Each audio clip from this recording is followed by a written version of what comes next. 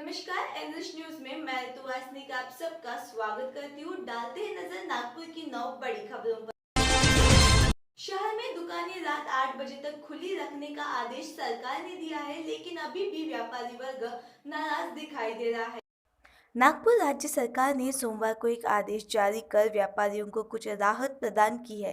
अब व्यापार के लिए समय शाम 4 बजे से बढ़ाकर रात 8 बजे तक कर दिया गया है, लेकिन होटल, रेस्टोरेंट, मंगल कार्यालय, कोचिंग क्लासेस, सिनेमा हॉल, मंदिर को अब भी राहत नहीं दी गई है। सरकार के इस निर्णय से व्यापारी अब भी नाराज है। इस आदेश की समीक्षा करने और आगे की रणनीति बनाने के लिए सरकार जगाओ वाणिज्य बचाओ समिति ने मंगलवार शाम 4 बजे बैठक बुलाई है। बैठक में आंदोलन की आगे की रूपरेखा तैयार की जाएगी। शहर के विविध व्यापारी संगठनों के प्रतिनिधियों ने सरकार के इस निर्णय पर नाराजगी जाहिर की है। झोपड़पट्टी धारकों को स्थायी पट्टे देने के आदेश विपक्ष नेता देवेंद्र फडणवीस ने दिए। वर्ष 2011 के पहले अतिक्रमण वाले झोपड़पट्टी धारकों को स्थायी पट्टे देने का आदेश 2018 में निकाला था। इस शासनादेश अनुसार शेष झोपड़पट्टी धारकों को पट्टे देने के कार्य को गति दे। अगर कोई तकनीकी अथवा अन्य दिक्कतें आ रही है तो उसे दूर करे। यह निर्देश पूर्व मुख्यमंत्री व विरोधी पक्ष नेता देवेंद्र फडणवीस ने दिए। इस संदर्भ में उन्होंने नागपुर महानगर पालिका के छत्रपति शिवाजी महाराज नई प्रशासकीय इमारत के आयुक्त सभागृह में सोमवार को बैठक की। इस बैठक में महापौर दयाशंकर तिवारी भी उपस्थित थे। प्रशासन की ओर से कोविशील्ड वैक्सीन की पर्याप्त आपूर्ति नहीं होने के कारण मंगलवार को शहर में कोविशील्ड वैक्सीन नहीं मिलेगी। प्रशासन की ओर से कोविशील्ड वैक्सीन की पर्याप्त आपूर्ति नहीं हो रही है। इस कारण कई बार टीकाकरण बंद हो रहा है। मंगलवार को भी कोविशील्ड वैक्सीन उपलब्ध नहीं होने के कारण मनपा केंद्रों पर वैक्सीन नहीं मिल पाएगी। हालांकि कोवैक्सीन उपलब्ध रहेगी। 18 प्लस और 45 प्लस नागरिकों को कोवैक्सीन का पहला और दूसरा dose medical doctor Baba Saheb Ambedkar अस्पताल और स्वर्गवासी प्रभाकर दत्त के मनपा महाल रोग निदान केंद्र पर मिल सकेंगे। साल में रेमडेसिविर वैक्सीन की कालाबाजारी करने वाले वार्ड बॉय को 5 साल की सजा सुनाई गई है। कोरोना काल में रेमडेसिविर इंजेक्शन की कालाबाजारी के आरोपी वार्ड बॉय शेख आरिफ शेख रफीक उम्र 22 शांतिनगर निवासी को अतिरिक्त जिला व सत्र न्यायाधीश पी.बी. घुगे ने दोषी करार देते हुए सोमवार को 5 वर्ष की जेल और 5,000 रुपये जुर्माने की सजा सुनाई है। शहर में रेमडेसिविर कालाबाजारी के मामले में यह दूसरी सजा है।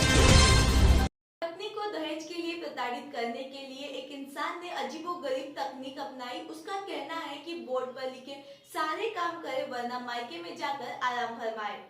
शादी के बाद गांव से शहर आए एक व्यक्ति ने हद कर दी। पत्नी को प्रताड़ित करने के लिए उसने अजीबोगरीब तरीका अपनाया।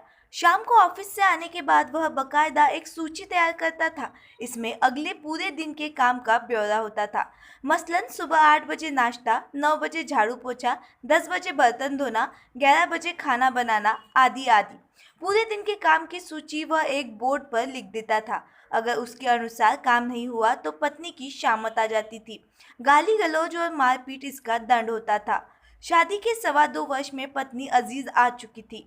पति का बर्ताव वह सहन नहीं कर पा रही थी। अपने माता पिता से उसने इसकी शिकायत की। माता पिता अपनी बेटी को लेकर नंदनवन स्थित अनुसुया बाई काले समुदेशन केंद्र पहुंचे और पति की शिकायत की। सोमवार को पालक मंत्री नितिन राउत ने 28 करोड़ के विकास कार्यों का भूमि पूजन किया। सभी राजनीतिक दलों को राजनीति से ऊपर उठकर शहर के विकास में प्राथमिकता देनी चाहिए। शहर विकास में पक्ष विपक्ष राजनीति न करे। सभी को साथ लेकर ही शहर का विकास संभव है। सोमवार को नगर परिषद अंतर्गत 27 करोड़ 92 लाख 41 हजार की लागत से विविध विकास कार्यों के भूमि पूजन व लोकार्पण समारोह में पालक मंत्री नितिन राउत ने यह बात कही। सोमवार को दोपहर 1 बजे पालक मंत्री डॉक्टर नितिन राउत ने उक्त विकास कार्यों का भूमि पूजन और लोकार्पण किया। कार्यक्रम की अध्यक्षता नगराध्यक्ष व नगर परिषद के सत्तापक्ष नेता शाहजहां शफाअत ने की। नागपुर महानगर पालिका ने बिस्तर पर रहने वाले मरीजों के लिए विशेष टीकाकरण उपलब्ध कराया है। इसके चलते उन मरीजों के घर जाकर उन्हें टीका दिया जाएगा। नागपुर महानगर पालिका के स्वास्थ्य विभाग की ओर से बेड रिडन यानी पूरी तरह बेड पर रहने वाले मरीजों को टीका उपलब्ध कराया जा रहा है। आशीनगर जोन के स्वास्थ्य विभाग की ओर से सोमवार 2 अगस्त को दयानंद नगर आम्बेडकर मार्ग स्थित रहिवासी 45 वर्ष के अधिक उम्र के चंद्रशेखर तांबे को घर जाकर वैक्सीन का पहला डोज दिया गया। चंद्रशेखर तांबे पिछले 13 सालों से बिस्तर पर है। पेट्रोल डीजल के बढ़ते दामों का असर कारोबारियों पर हो रहा है, जिसके चलते उनका भारी नुकसान हो रहा है। पेट्रोल डीजल के दाम में लगातार हो रही वृद्धि का असर सभी प्रकार के कारोबार पर पड़ रहा है, जिसका खामियाजा आम लोगों को भुगतना पड़ रहा है। अनाज, सब्जियां, लोहा, सीमेंट, कोयला आदि कच्चे माल के दाम आसमान छू रहे हैं। इसका असर उत्पादन क्षेत्र पर भी पड़ रहा है। बढ़ती महंगाई पर नियंत्रण पाने के लिए पेट्रोल डीजल के दाम पर नियंत्रण जरूरी है। पेट्रोल डीजल को जीएसटी के दायरे में लाया गया तो इनके दाम आधे रह जाएंगे। इसके साथ ही केरोसिन पर सब्सिडी को समाप्त किया जाना चाहिए। यह मांग नागपुर ट्रक यूनिटी के अध्यक्ष कुक्कू मारवा ने की है। दहेज की मांग पूरी न करने पर एक सामाजिक कार्यकर्ता ने अपनी पत्नी, सास और साले की पिटाई कर दी, जिसके चलते गिट्टी खदान थाना अंतर्गत मामला दर्ज किया गया। अनंतनगर निवासी नीलोफर अलीशा रिजवान शेख उम्र 27 है। आरोपी उसका पति रिजवान शेख उम्र 42 भानखेड़ा निवासी है। वह सामाजिक कार्यकर्ता है। नीलोफर की रिजवान के साथ तीसरी शादी है, जबकि रिजवान की दूसरी शादी है। दर्ज शिकायत में कहा गया है कि शादी के पहले रिजवान ने नीलोफर को अगवा किया और अपने घर में ले गया। वहां पर उससे जबरन शारीरिक संबंध बनाए। उसके बाद उससे शादी की।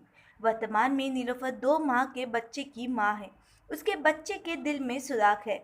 इसके पूर्व रिजवान कमरे का किराया नहीं दे पाने की वजह से नीलोफर को उसकी मां के घर में घर जमाई बनकर रहने के लिए दबाव बनाता था। नीलोफर ने उसकी यह बात नहीं मानी। इसके बीच नीलोफर को मायके से सोना और 5 लाख रुपए दहेज लाने के लिए मानसिक रूप से प्रताड़ित किया जा रहा था। इससे त्रस्त होकर वह मायके चली गई, जहां पर रविवार की रात रिजवान ने नीलोफर के मायके में हमला बोल दिया। ऐसे ही नागपुर की बड़ी खबरें जानने के लिए देखते रहिए एनरिच न्यूज। ऐसे ही खबरों के लिए हमारे YouTube चैनल को सब्सक्राइब करें और बेल आइकॉन दबाना ना भूलें।